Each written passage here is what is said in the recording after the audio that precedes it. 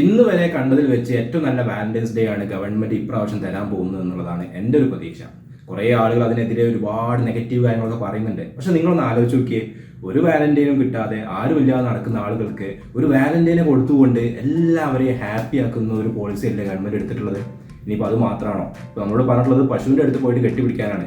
അതിന് വല്ല ആനയോ കുതിരയോ അല്ലെങ്കിൽ വല്ല കരടിയൊക്കെ ആയിരുന്നെങ്കിൽ എന്തായിരിക്കും അവസ്ഥ? പ്രപ്പോസ് ചെയ്യാൻ പോകുന്നു, നമ്മൾ എയറിൽ കയറിയിട്ടുണ്ടാവും. അപ്പോൾ അങ്ങനെയൊക്കെ നോക്കുമ്പോൾ വളരെ സയന്റിഫിക്കലി കൊണ്ടുവന്നിട്ടുള്ള തീരുമാനമാണിത്. സയന്റിഫിക്കലി എന്ന് വെറുതെ പറഞ്ഞിട്ടുള്ളതല്ല.